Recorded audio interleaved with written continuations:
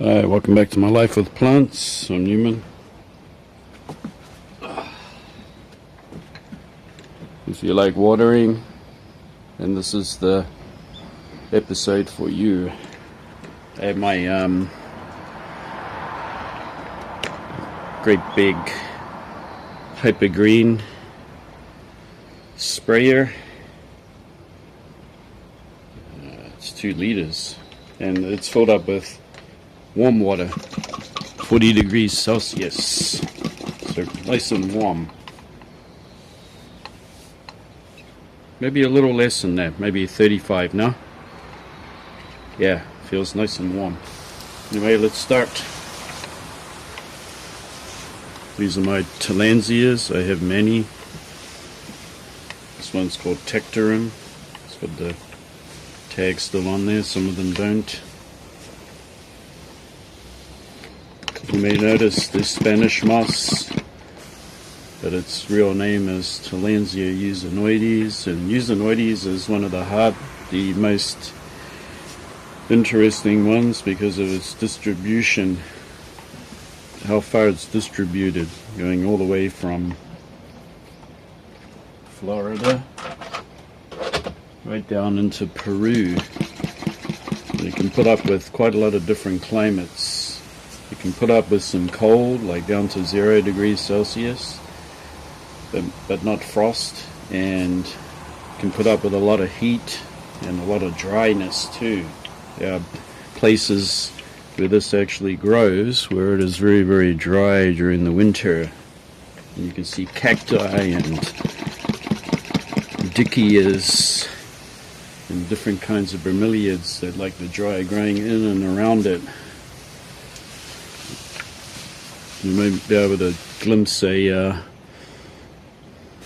is Neoregelia. It's kind of a bromeliad, but this one's called Fireball, so in the summer it'll get very, very red, especially when it comes into flower. Down here, this one's called Panacea, I think, but it's a native of much drier regions in Brazil. Actually likes to be more on the dry side. I have my ups and downs with this. I'm losing some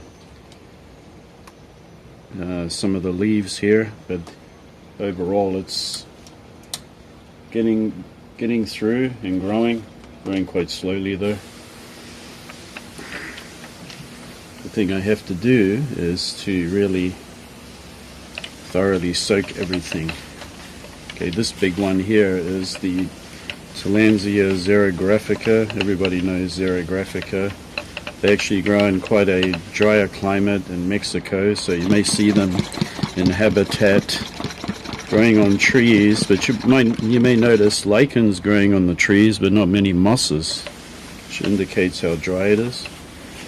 So it's like these get a wet and dry cycle, and I'm pretty sure they have a wet season during the year, when a lot of the seeds that break open in the pods can distribute and get started or start to germinate. But I'm pretty sure that even once they do germinate, they are still pretty hardy, right, to the dryness, or they must be because they come from that environment. But like the others, it gets a good water during the week, once a week. These are grown indoors, so once a week is fine. During the summer I might have to do this 3 times a week, which is a kind of a dilemma, or it might be a burden for some of you that might be thinking, oh my gosh, takes them all down and waters them again 3 times a week. But during the summertime, everybody is dying to get out of the bed or off the futon, because it's melting hot, even with the air conditioner on. You just naturally wake up very early. Everything happens earlier during the summer. During the winter time, everything is much later on the clock. Thus, I'm doing this quite late. I was waiting for the sunshine. It hasn't quite come out. We got a little bit of cloud cover, but it should be on the way up.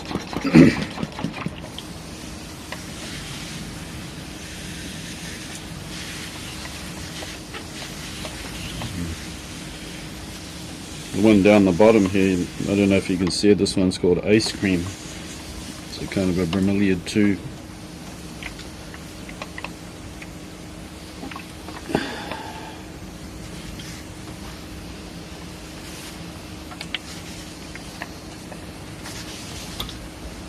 So as I do this, I may have to take some off just to make sure that I'm getting everything that is in and behind. All these bromeliads that you may see, I don't have all the names for them.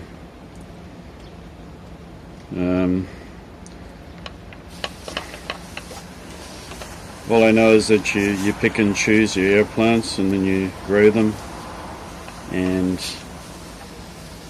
you will come across some that grow better than others. Usually the ones that grow better indoors are the ones that have a silvery trichomes, so they appear silver.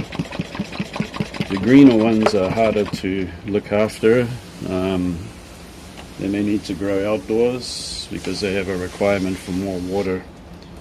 But the silvery ones are the ones that are hardier to dryness. And they do appreciate the dryness. It's not like you're going against nature. So up here you can see this basket, and this one has a lot of greener tillandsias in it. So they grow very little, if anything. They don't grow very much. They really need more humidity and they need more water. They could have a growth spurt during the summer. Okay, the sunshine is now coming out, so that's good. Everything looks so much better in the sunshine. I'm going to take this one down, and you can see that it's dry on this side. I must attend to that.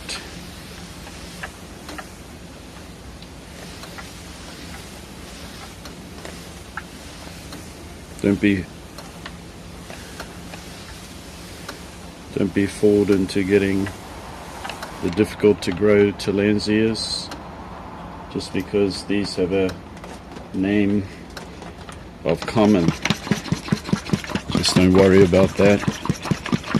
Common means that they are successful and they're able to grow under basic culture.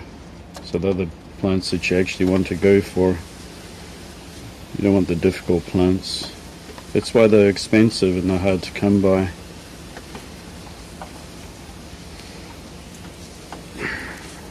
This one right here, my nozzle's pointing at, is called Cotton Candy. It's a hybrid. But something good about cotton candy is that it is very easy to grow. Okay, this one needs to come down too.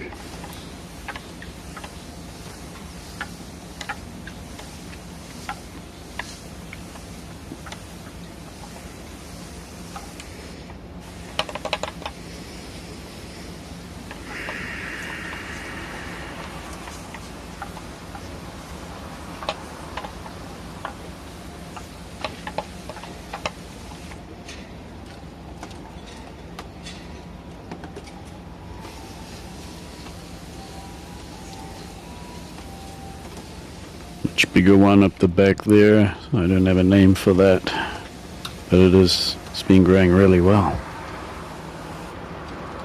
You can see one in flower. Look at that. These pinky flowers. Their water is nice and warm.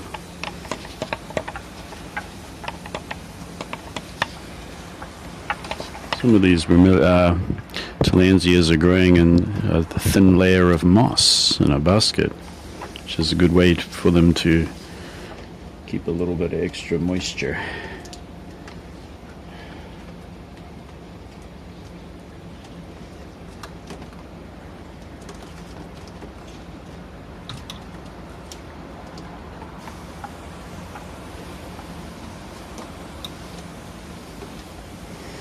You may notice Usinoides is getting a little reddish or pinkish, and swelling at the nodes here because it's getting ready to flower in the springtime. Should have a little yellowish green flowers that are very fragrant.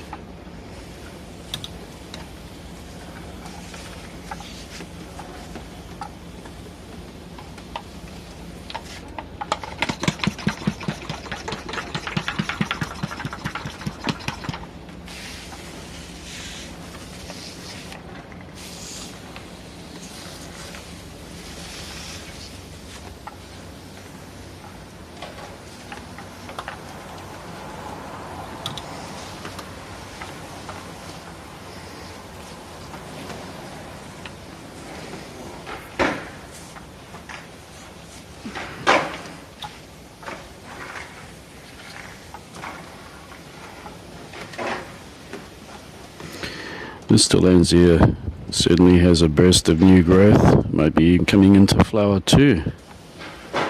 Should be nice.